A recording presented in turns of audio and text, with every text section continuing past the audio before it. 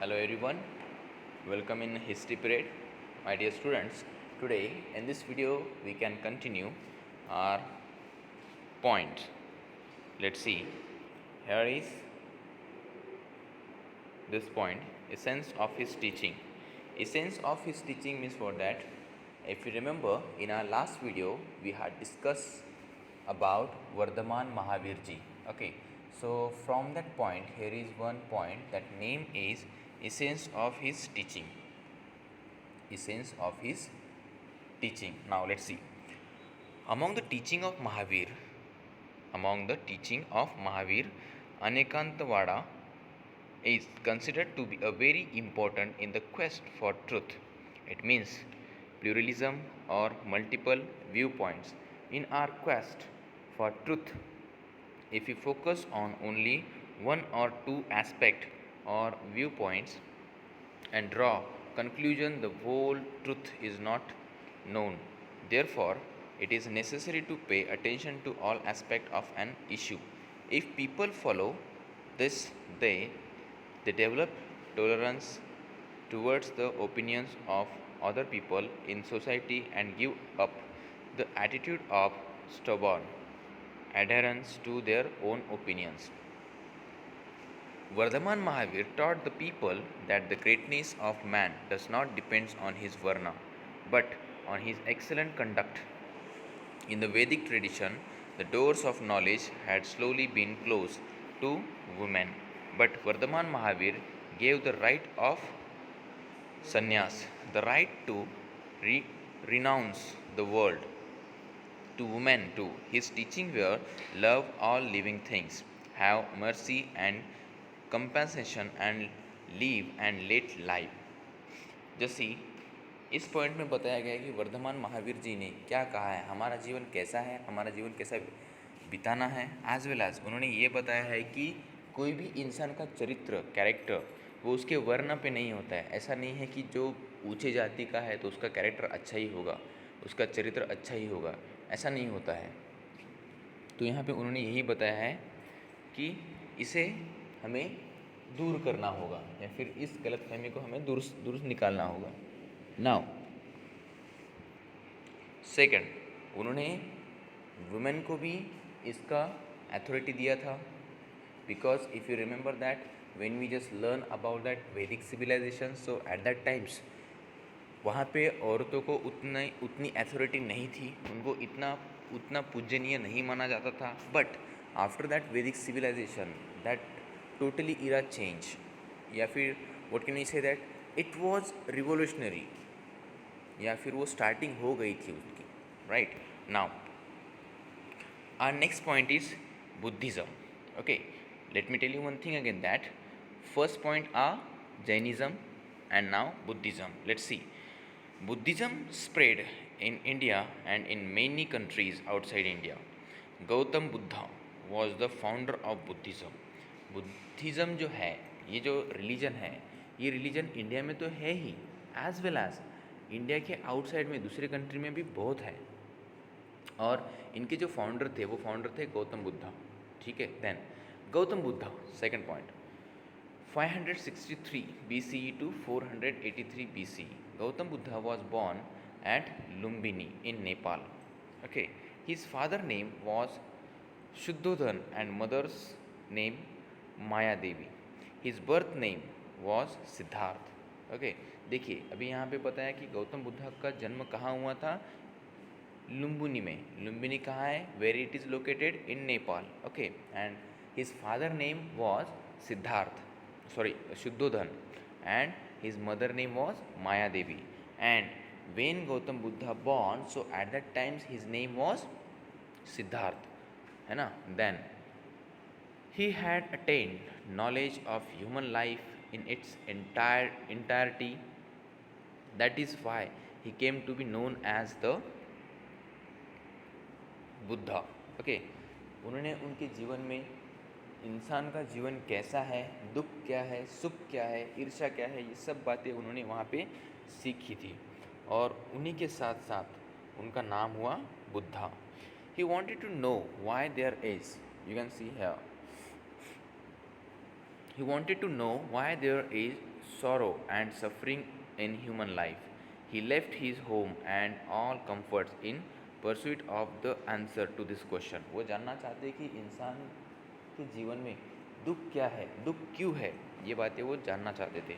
इसलिए उन्होंने उनकी ऐशो आराम की ज़िंदगी छोड़कर वो उस ज्ञान प्राप्ति के लिए भटकते रहे या फिर भटकने लगे. Then on Vaishak Purnima, on Vaishak Purnima, he was sitting in deep meditations under a peepal tree at Uruvela near the city of Gaya in Bihar. Okay, एक दिन क्या हुआ ऑन वैशाख पूर्णिमा के दिन वो क्या किए, उन्होंने क्या किए, उन्होंने मेडिटेशन करना शुरू कर दिया पीपल पेड़ के नीचे. Okay, and that location was near about Bihar. Now, that is when he attained Bodhi, enlightenment or the highest knowledge. The tree is now known as the Bodhi tree. Okay, और जिस tree के नीचे बैठकर उन्हें ज्ञान की प्राप्ति हुई थी, जिस पीपल के पेड़ के नीचे बैठकर उन्हें ज्ञान की प्राप्ति हुई थी, उस पेड़ को हम बोधि ट्री कहते हैं. उस पेड़ को हम बोधि ट्री कहते हैं. देन बोधि ट्री और बोधि वृक्ष. And the place Uruvela is known as Bodh गया.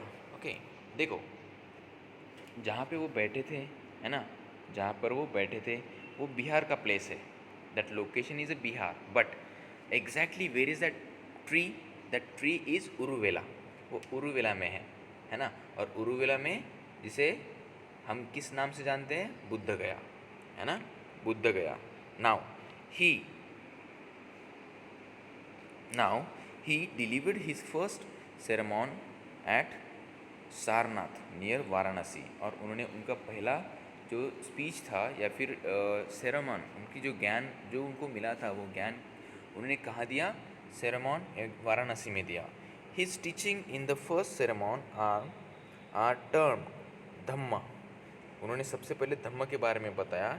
ही set in motion the wheel of dhamma in this sermon. और उन्होंने उनका उस धम्म का मोशन बताया है. Then therefore this event is called Dhammachakra Parivartan in Pali and Dhammachakra Parivartan in Sanskrit. Actually देखो पाली में और संस्कृत में इनके दो अलग अलग नाम हैं. जैसे कि सबसे पहले देखते हैं कि पाली में क्या होता है,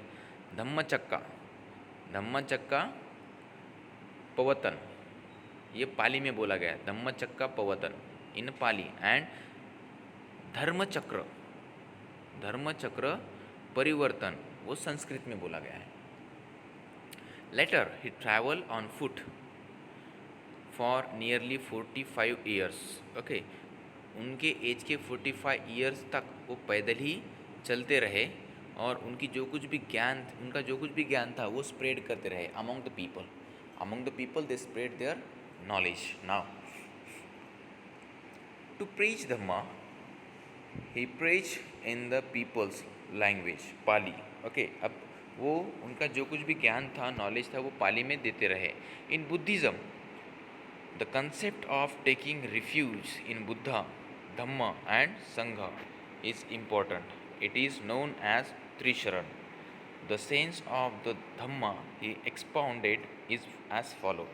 अभी गौतम बुद्धा जी ने बताया है कि बुद्धा, धम्मा एंड संघ ये क्या है, इसका इम्पोर्टेंट क्या है, इसका महत्व क्या है, इसमें क्या क्या वर्ण है, वो यहाँ पे देखा गया है. सबसे पहला, if you want to become a Buddhist, so what kind of rules you have to follow, है ना, what kind of rules you have to follow, ये अभी हमें यहाँ पे देखने को मिलेंगे. देन सबसे पहला, noble truth, Arya Satya. Okay, there are 4 truths at the root of all human affairs. They are called noble truth of Arya Satyas. Okay, अभी वहाँ पे 4 सत्य है या फिर 4 बातें ऐसी है कि वो उन्हें निभानी है, माननी पड़ेगी. Then first, suffering, दुख. There is suffering in human life. Okay, हर एक के लाइफ में दुख है. There is suffering human life. Then the cause of दुख. अभी दुख का कारण क्या है, अभी दुख का कारण क्या है? सबसे पहले तो क्या है कि दुख दुख क्या है? दुख तो हर मनुष्य के जीवन में आना ही है, आता ही है ना। देन अभी दुख का कारण क्या है, दुख क्यों आता है, उन पर उन्होंने बताया है द कॉज ऑफ दुख, there is a cause of suffering.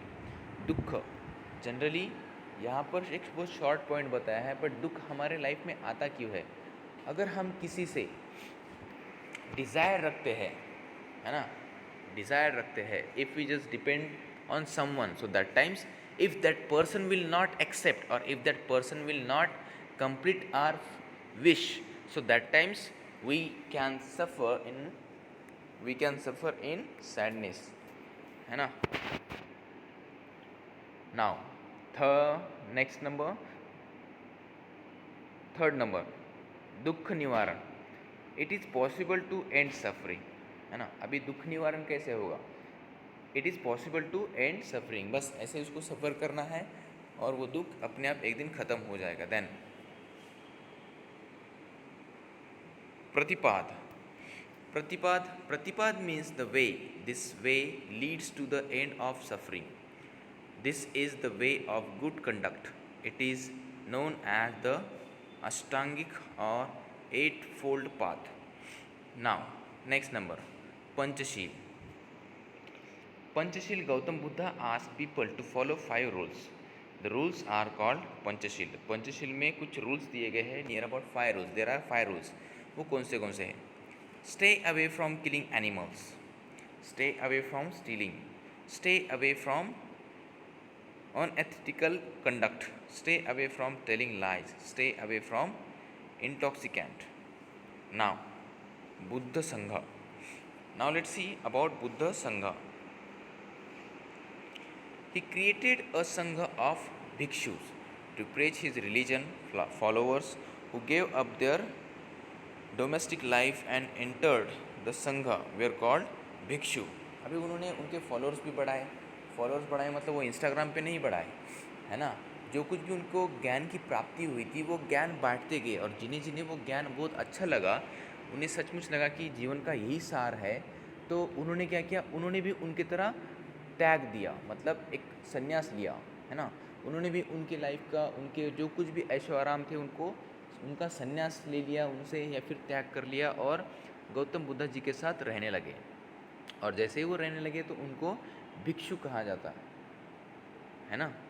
और जो लेडीज़ रहती थी उन्हें भिक्षुनीज कहा जाता था। Then people of all varnas and caste could embrace Buddhism, और यहाँ पर हर कास्ट के, हर वर्ण के लोग यहाँ पे आते थे। Essence of his teachings, Gautam Buddha announce the freedom of human, the tolerance preached by Gautama Buddha is a guiding principle not only for the Indian society but for all mankind even today. Okay, Gautam Buddha ने जो कुछ भी ज्ञान दिया था, जो कुछ भी मार्ग बताए थे, तो उनका ये कहना है कि वो सिर्फ बुद्धिज़्म के लिए या फिर बुद्धिस्ट पर्सन के लिए नहीं है। जितने भी लोग हैं इस दुनिया में, उन सब के लिए ये हितकारक रहेगा। Then लोकयात। Lokyat, the ancient trends of thought known as Lokyat or Charvak is also important.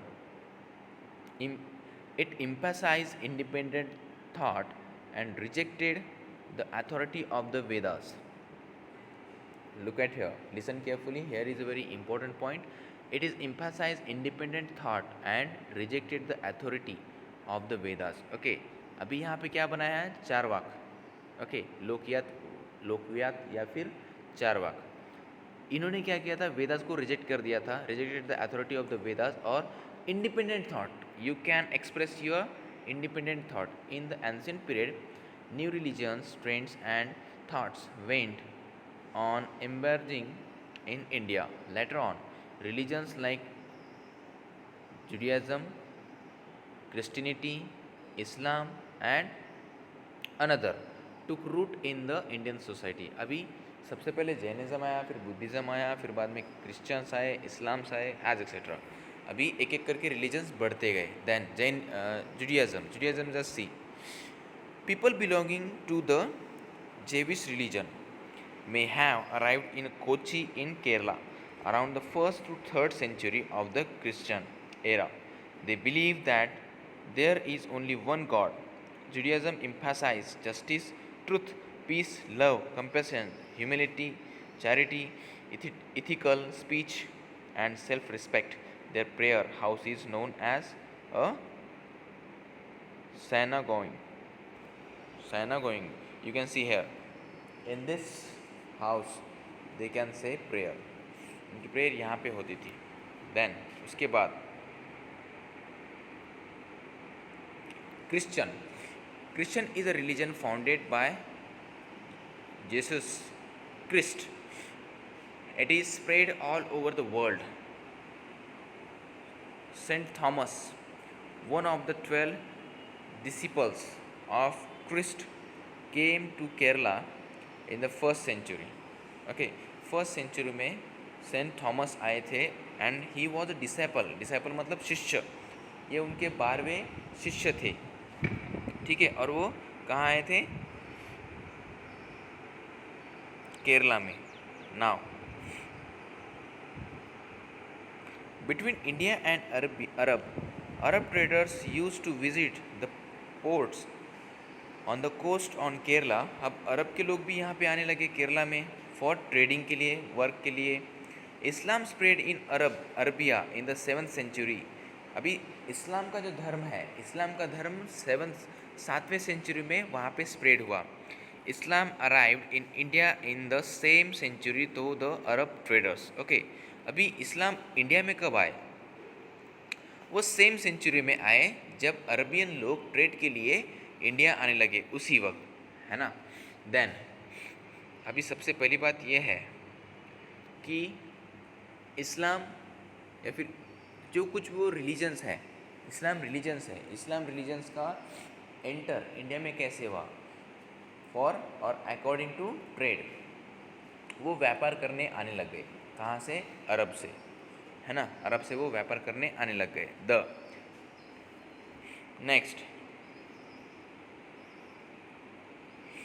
कहाँ गए? 7th century. Islam arrived in India in the same century through the Arab traders. The prayer house of Islam is known as a mosque और मस्जिद, है ना. जो इस्लाम के लोग होते हैं वो जो प्रेयर होती है, उनकी जो नमाज होती है, जो अजान होती है, वो मॉस्क्यू में करते हैं. मॉस्क्यू मतलब मस्जिद. ठीक है. Now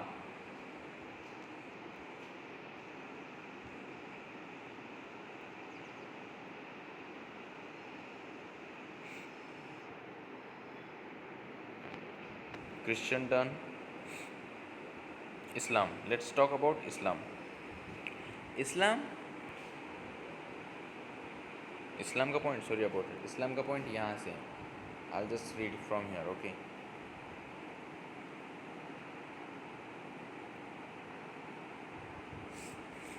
Islam is a monotheistic religion. There is only one Allah and Muhammad is his prophet. The message of God is revealed through him in the holy book of Quran Sharif. Okay, Quran शरीफ में उन्होंने बताया है कि इस दुनिया में भगवान एक ही है जिसे अल्लाह या फिर मोहम्मद कहा जाता है. Then the word Islam means peace. इस्लाम का अर्थ क्या है? इस्लाम का अर्थ होता है पीस. पीस मतलब शांति. It also means surrender to Allah. और इसका दूसरा भी मीनिंग होता है कि भगवान को सरेंडर करना, है ना. भगवान को अर्पित करना मतलब अल्लाह के पास अर्पित हो जाना. Then the teaching of Islam is that Allah is internal, absolute, all powerful and merciful. Okay, उसमें ये पढ़ाया जाता है, बताया जाता है कि भगवान अल्लाह ये काफ़ी शक्तिशाली है ना. काफ़ी शक्तिशाली है, सबसे शक्तिशाली है. The purpose of human existence is to worship Allah. The Quran Sharif provides guidance on how man should behave in life. Quran शरीफ में बताया जाता है कि इंसान ने ज़िंदगी कैसी जीनी चाहिए या फिर उनका बिहेवियर कैसा होना चाहिए. Since ancient times there have been trade relations between India and Arabia. Arab trades used to visit the parts of the coast on Kerala. और इस तरीके से इस्लाम जो रीजन है वो क्या हुआ है, एंटर हुआ है इंडिया में ट्रेड के ज़रिए से अरबियंस तरफ से। और जैसे हमने थोड़ी देर पहले बात की थी कि उनकी जो प्रेयर होती है वो प्रेयर कहाँ होती है, मस्जिद में होती है। ठीक है, देन नेक्स्ट वाला हमारा पॉइंट है point 5.6, Zoroastrianism. Since ancient times, the Zoroastrian people and Vedic people have shared ties. The sacred text of the Parsi, or it means that is special name of that religion, but we can call it Parsian, है ना, पारसी लोगों को ये बोला जाता है Parsi. Then where is it, the sacred text of the Parsi people in the Avesta. The language of the Rigved and Avesta is similar. Rigveda में जो लैंग्वेज लिखी गई है, बोली गई है, वो लैंग्वेज अवेस्ता के नियर अबाउट सेम ही है। Then the Parsis came to India from the Pars और पार्स और Fars province of Iran. Parsi जो लोग हैं वो ईरान से आए हैं, पारसी जो लोग हैं वो ईरान से आए हैं। देखो इस्लाम जो है, इस्लाम आया है अरबिया से, पारसी आए हैं ईरान से। ठीक है, नाउ यहाँ पर दूसरे क्रिश्चियन लोग, ओके, क्रिश्चियन लोग जनरली कहाँ से आए हैं, क्रिश्चियन केम टू केरला, वो केरला से आए हैं। Then now just we are going to talk about Parsi. Therefore, they are known as Parsi. It is mostly believed that they first came to Gujarat in the 8th century. 8वीं शताब्दी में वो सबसे पहले गुजरात में आए थे। Then Parsi was the founder of their religion. Okay. Now just see, Zoroaster was the founder of their religion. जैसे बुद्धिस्ट का फाउंडर कौन थे, बुद्धिस्ट रिलीजन के फाउंडर कौन थे, गौतम बुद्धा। तो उस लाइक सेम पारसी रिलीजन था, पारसी रिलीजन का फाउंडर था जोरास्टर, है ना, जोरास्टर। सो इसलिए उनको जोरास्टर बोला गया है, या फिर यहाँ पे पॉइंट है Zoroastrianism. Now Zoroaster was the founder of their religion Ahura Mazda is the name of their god. अब उनके भगवान का नाम क्या है, Ahura Mazda is the name of their god. The elements of fire and water are very important in their religion. The sacred fire burn in the temple which are known as Ageris. At the core of Parsi thinking are three main principles of conduct, namely good thoughts, good words and good deeds, है ना। Generally वो बोलते हैं कि वो 3 principal को follow करते हैं। कौन से, गुड थॉट्स, उनके विचार अच्छे होने चाहिए, गुड वर्ड्स और उनका गुड डीड्स, और उनका वर्तमान या फिर वर्तन भी अच्छा होना चाहिए। ये 3 रूल्स को वो काफ़ी फॉलो करते हैं। So my dear students, as type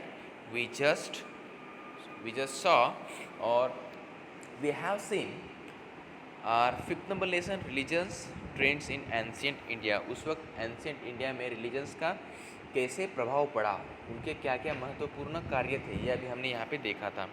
I hope you just understood this much. So till then see you, bye bye.